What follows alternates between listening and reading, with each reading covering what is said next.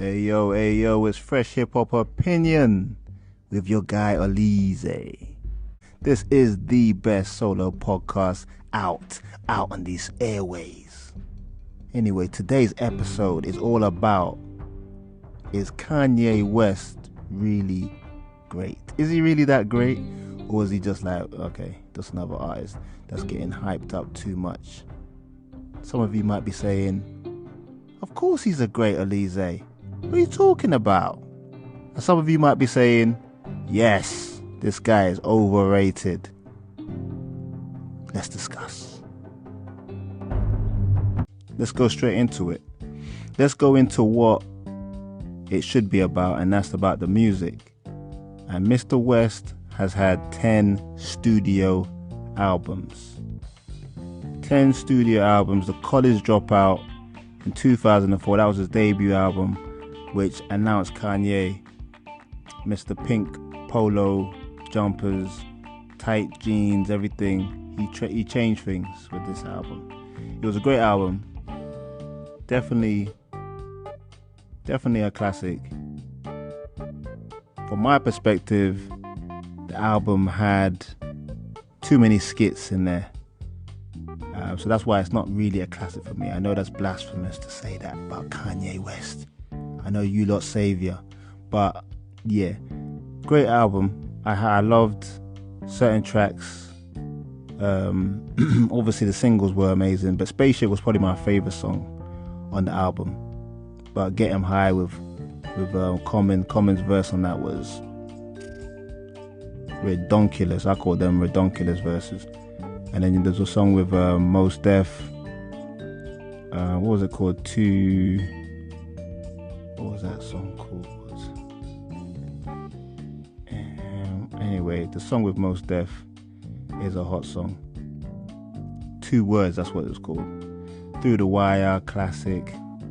But then Late Registration, another hot album, strong album. Graduation, 07.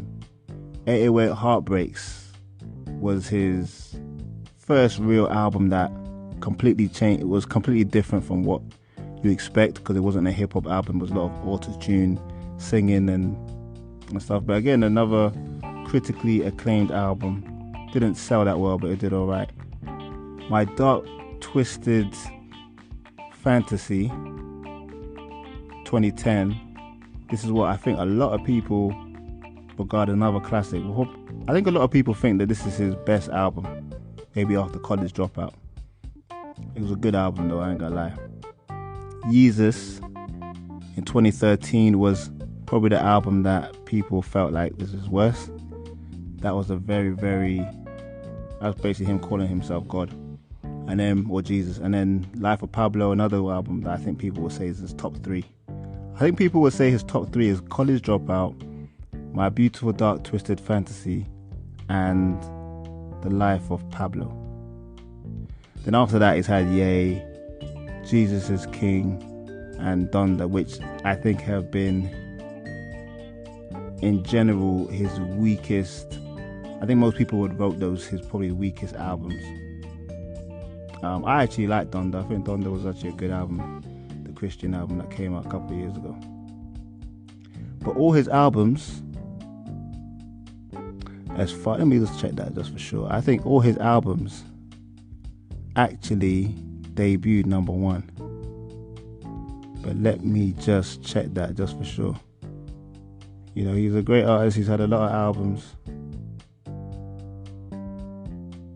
And I believe, yep, they've all gone number 1. All the ones that mattered anyway, they went number 1. But let us talk about Kanye West. Okay, we know musically this guy does his thing. He does his thing. Okay, College Dropout debut number 2. That was the first album. But every other album, yep. Oh wow, that's actually quite amazing. I didn't realize he had so many solo albums. Went number 1 so many times. Multi-platinums, great singles, great hits. I mean,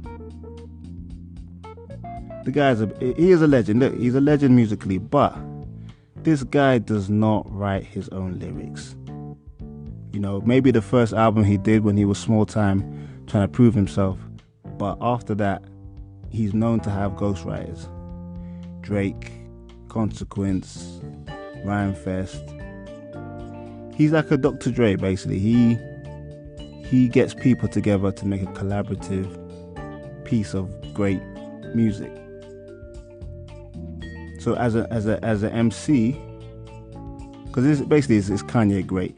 He's a great artist who divides opinions, puts together great music, but in a collaborative sense. Because he essentially is a producer. He is not a rapper. He's not an MC. An MC wouldn't allow other people to collaboratively write a verse for him on maybe a chorus, maybe the hook, but not the whole verse. So you can't really put him in the great legendary MC point. How can you put him, even the most mediocre rapper, you can't put him above him because he doesn't write. But as a producer, he does his thing. You know, that's what, Kanye kind of changed the game when he came into the game in 2001. Sorry, not 2021. 2001, when he did, he produced Jay-Z's 2001 album, The Blueprint. That was all pretty much Kanye. There's other producers on there, but the most notable songs was Kanye. So if you didn't know, go check it out on Wikipedia and all that. That's Kanye's early stuff with his soulful music style of production. That's probably why I liked Spaceship on his first album. That sort of style of producing was kind of new to me at the time when I was younger. But let's look at the singles as well. This guy has done a few bangers. Let's just remind ourselves. For the Kanye West enthusiasts, the fans out there, the super fans, because he has some incredible singles. Obviously, there's Through the Wire. That was his debut breakthrough song, which was about his accident and his whole face getting wired shut. All Falls Down. Let me just read them out to you. Jesus Walks. The Workout Plan wasn't like a big tune. Diamonds from Sierra Leone. Gold Digger. Heard Him Say. Touch the Sky. Let me just talk about the big ones. Can't Tell Me Nothing. Stronger. Good Life with T-Pain. Flashing Lights with Dwele. Homecoming. Okay, that wasn't a big one. Love Lockdown. That was the 808 Heartbreaks. Heartless. I did like that song, I'm not gonna lie. And I got number 2 in the whole US Billboard chart as well. We got Forever with Drake, Lil Wayne and Eminem. Power. Runaway. Monster with Jay-Z and Nicki and Rick Ross and Bon Iver. All of the Lights. This guy's got some songs. Otis with Jay-Z. We got N in Paris, N in Paris. We got Mercy. Ooh. Jeez, this was my song.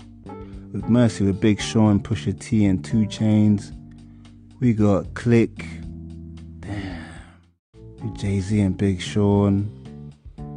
Bound 2. Oh yeah, Bound 2. That was off the Yeezus album.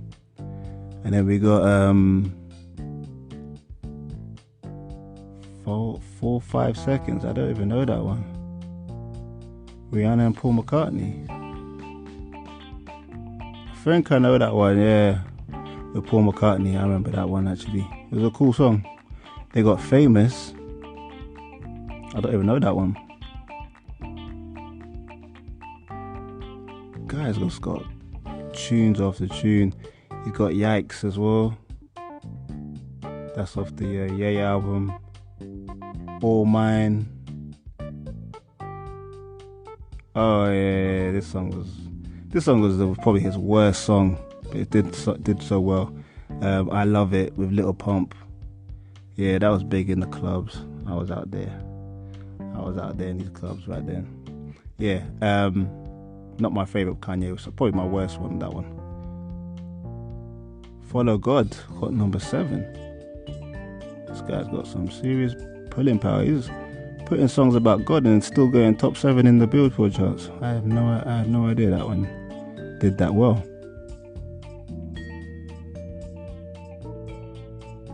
Life of the Party, Andre 3000, don't know that one. Off the Grid, I don't even know most of these songs, you know. Easy with The Game, I like that song, but only went 49 in the Billboard charts. I'm not surprised with The Game on it. But yeah, look at man, that guy's got songs for days. Discography is on point. And that's not even going into his features, because we'd be here all day if I went into the features. But yeah, that's his discography. Great albums, classic albums. Actually, going through those albums really does show the guy's had some great albums. I would say his albums have even been better than Drake's.